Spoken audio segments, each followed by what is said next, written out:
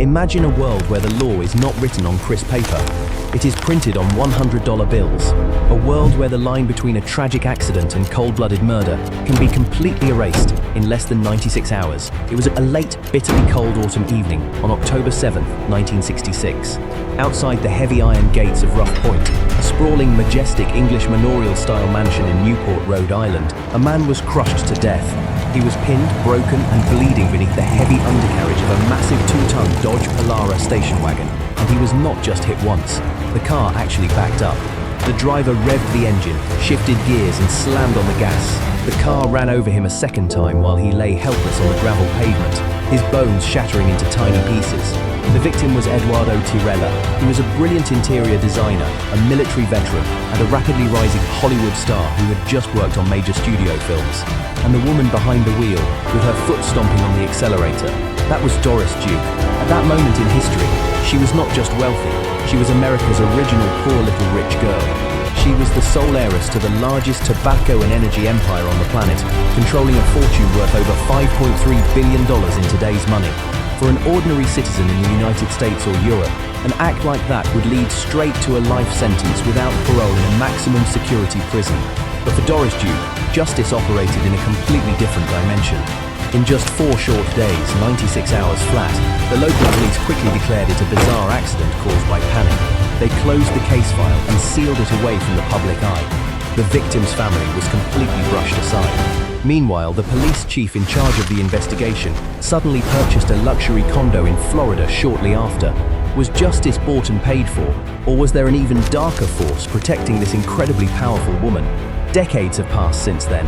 The ashes of Doris Duke were scattered into the ocean off Honolulu by an illiterate butler. She has no grave on this earth, but her darkest secret refuses to die. Today, we are reopening this buried file. We will not look at it through the glamorous lens of high society. Instead, we will examine the cold, hard forensic evidence. Ask yourself this one question before this video ends. Was this a tragic mishap, or was it a cold-blooded murder covered up by $5 billion? To understand why a woman could be cold enough to step on the gas and crush her close friend, we have to go back in time. We need to examine the monster that shaped her mind. That monster was money. Doris Duke was born wrapped in the ultimate luxury of the Gilded Age. Her father, James Buchanan Duke, literally changed how the world smoked through the American Tobacco Company and powered the Carolinas through Duke Energy.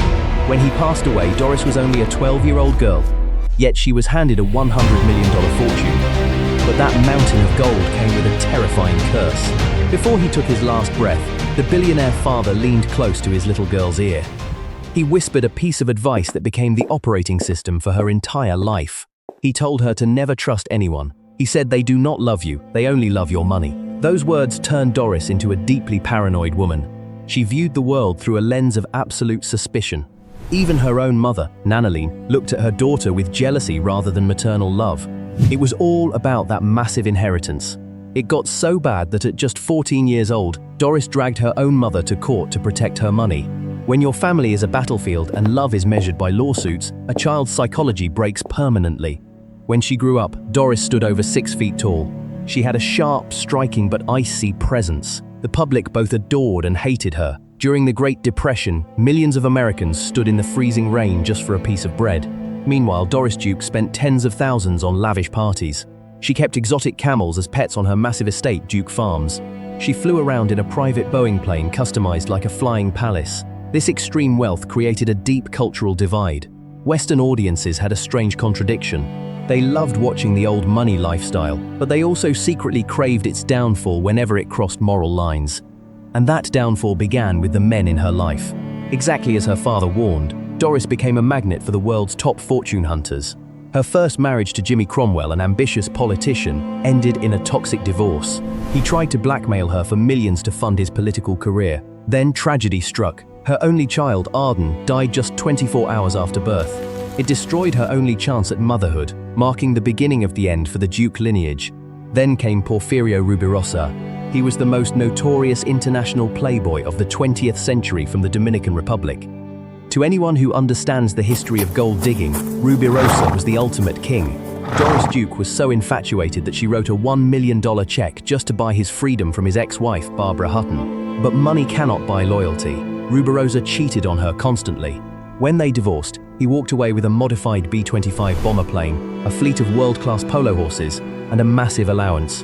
These constant heartbreaks transformed Doris Duke from a lonely victim into a predatory control freak. She realized a dark truth. Everything and everyone had a price. If she could not have loyalty through love, she would enforce it with cash. She turned the people around her into caged pets. And that is exactly why, when Eduardo Tirella decided to step out of that cage, she did not hesitate to crush him.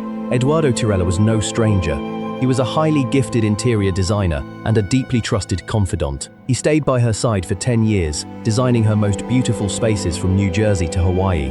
Everyone in America knew his position in her life was irreplaceable, but Eduardo was also a man with pride and big dreams. He had just landed a massive break in Hollywood to design sets for major commercial movies, including the high-profile film Don't Make Waves. It was his golden opportunity to step out of the billionaire's shadow and stand on his own 2 feet. On the afternoon of October 7, 1966, Eduardo broke the news to Doris Duke. They were preparing to leave the Rough Point estate in a rented Dodge station wagon to go look at antique furniture before dinner. To an ordinary person, this would be a moment to celebrate. But to a narcissist like Doris Duke, it was a betrayal. How dare someone who lived off her money, someone she believed she created, choose to leave her? A massive screaming argument erupted inside the car. As their heavy Dodge station wagon approached the main gates of the mansion, Eduardo got out to open the heavy iron doors.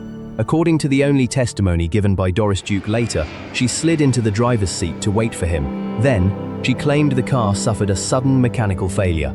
She panicked, her foot slipped onto the gas, and the car lunged forward, striking Eduardo.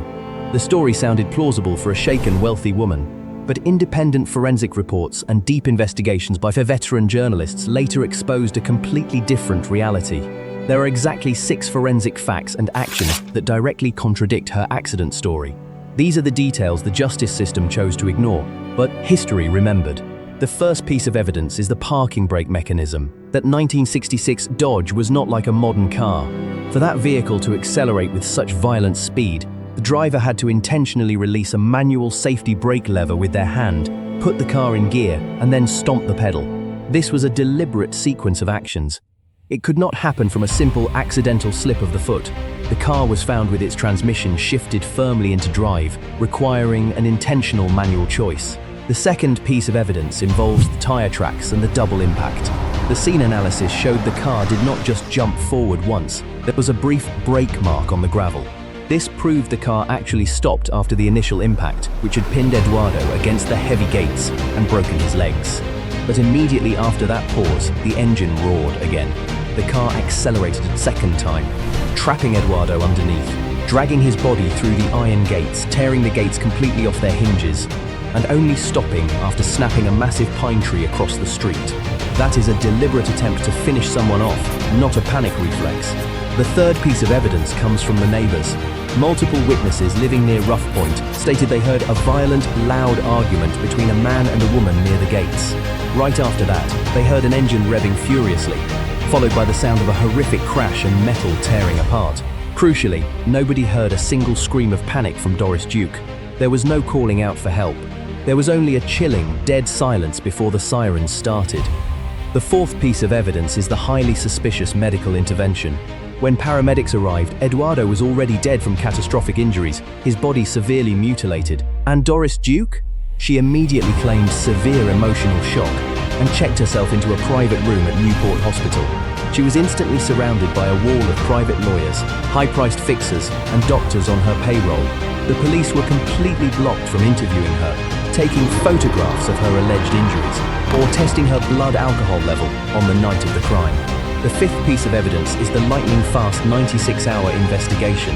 This is what enraged the public the most, especially those who believed in equal justice under the law. For a fatal incident of this magnitude, the interrogation of Doris Duke happened exactly once. It lasted less than 20 minutes right at her hospital bedside, conducted by friendly investigators.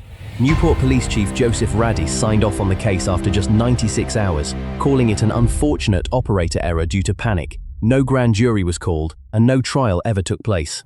The sixth piece of evidence is the sudden wealth of those involved.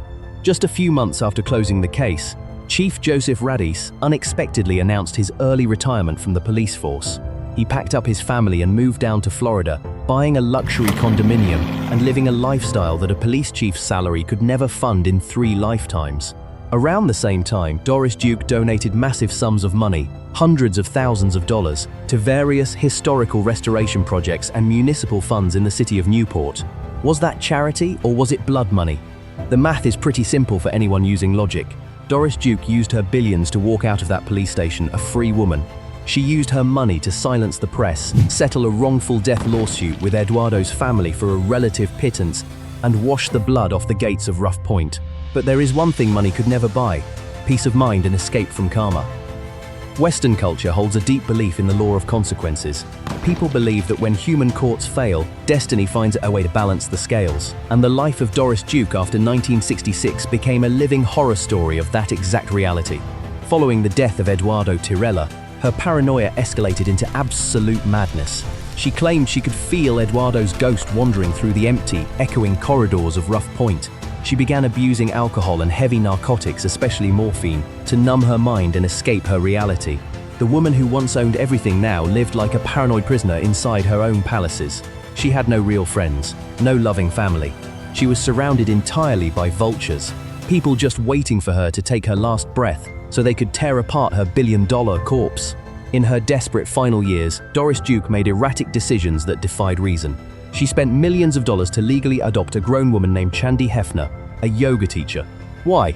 Because a fortune teller convinced her that Chandi was the literal reincarnation of the baby daughter she lost 50 years prior. This bizarre mother-daughter relationship quickly devolved into another toxic legal battle when Doris realized Chandi was just another fortune hunter after her estate, resulting in a multi-million-dollar settlement to get her out of her life. But the absolute peak of her tragedy and karma arrived in the form of one man, Bernard Lafferty. He was an Irish butler, a severe alcoholic, and completely illiterate. Yet somehow he gained total control over the mind of an aging, sick, and heavily medicated Doris Duke. In her final months, when Doris weighed less than 92 pounds and was completely isolated from the outside world, this butler controlled her morphine drip.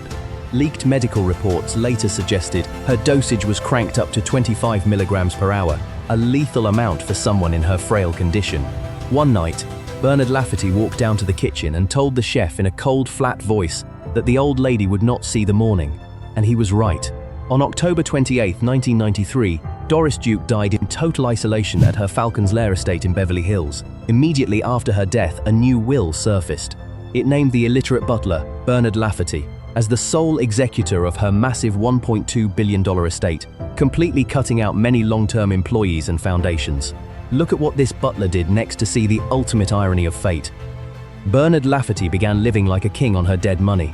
He spent $60,000 on Armani suits, $25,000 on gold jewelry, and bought a $54,000 Cadillac, while Doris was literally dying. He even borrowed $825,000 from the estate interest-free for his personal spending. He eventually crashed that Cadillac into a famous nightclub and ended up hospitalized after a massive bender that cost thousands in cash. Even though a Manhattan court eventually stripped Bernard of his control due to extreme waste, incompetence and substance abuse, tens of millions of dollars had already vanished into his pockets and legal fees. Doris Duke spent her whole life obeying her father's command to trust no one, only to be systematically drained and allegedly sped toward death by her closest servant. She had no proper funeral. She had no grave for people to visit. The ashes of the richest woman in America were dumped directly into the vast ocean, disappearing as if she never existed.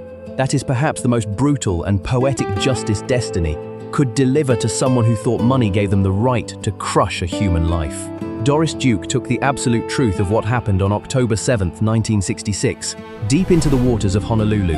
But the forensic evidence, the tire tracks burned into the ground, and the stolen life of Eduardo Tirella remain a permanent stain on American legal history.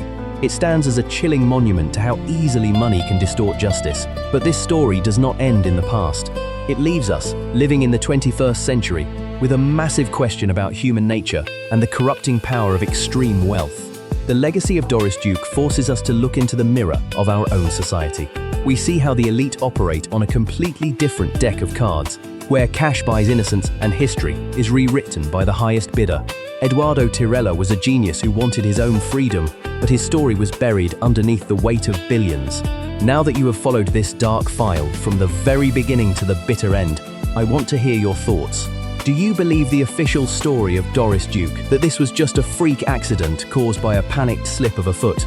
Or do you believe the cold forensic facts pointing to a calculated murder where an arrogant billionaire used $5 billion to buy her freedom and silence the local authorities?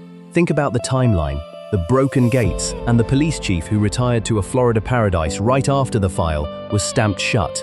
Drop your thoughts in the comment section below. Type accident if you think she was genuinely innocent, or type murder if you believe she was a killer who got away with it. Share your perspective, because every single comment is a vote in this long overdue trial of history. Your engagement is what keeps these forgotten victim stories alive. And if you love diving deep into the dark, hidden secrets of the ultra-rich, make sure to hit that subscribe button and turn on notifications. For our next video, which dark mystery do you want us to unpack? The tragic downspin of Barbara Hutton, the wealthy heiress with 7 husbands who ended up completely broke? Or the wild trial of Patty Hearst, the newspaper heiress who became a bank-robbing accomplice to her own kidnappers? Let me know your choice in the comments. Thank you for watching, and I will see you in the next case.